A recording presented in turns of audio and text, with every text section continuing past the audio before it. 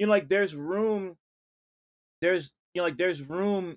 for everybody in a way that there wasn't before. Like there's still going to be opposition to that because there's dickheads everywhere, but like, like there's so much beautiful shit happening from people of all walks of life, all different backgrounds, all different, sexual I mean like all different sexualities and gender affiliations and all that shit, like when like we gotta nurture that.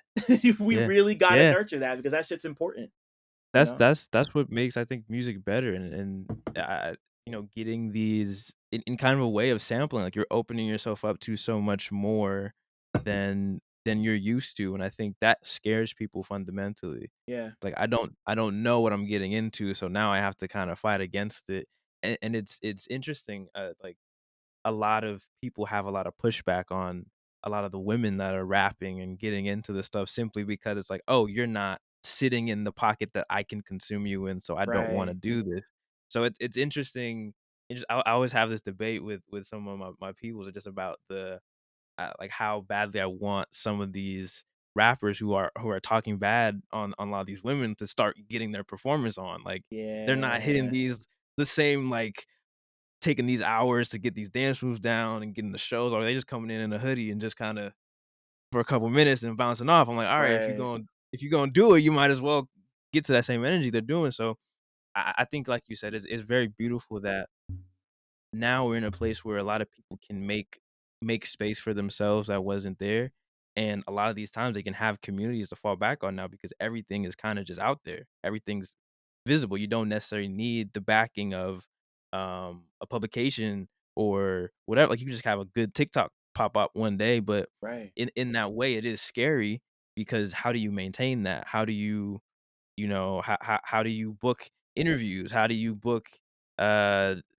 get somebody who's gonna be able to manage the image, all these things that I don't know, and I think that education comes through, I think, my love for the documentaries of the time that had these artists kinda showing behind the scenes, and I missed the VH1 thing. I was just thinking about how I was watching a celebration of Beastie Boys performance.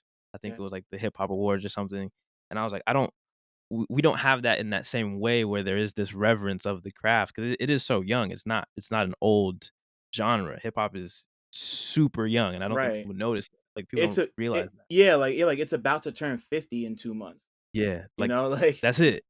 Like, that's mhm. all. Like, it's all these people have had, and that's a whole other conversation. I hear a lot about kinda the shelf life of people who are inside of this genre where it feels like, for whatever reason, after a certain age, they get corny, where in relation, all these other, like, rock musicians and other people can tour until they're 307 Yeah. just off the strength of whatever, but, um, it is interesting because it is a very referential, uh, art. It's a very like a mirror, just like reflective of the times and everything. So I understand it to a point where it's like you can't do hip a hippie that might not work, but it might. It might. Yeah, It who might. knows?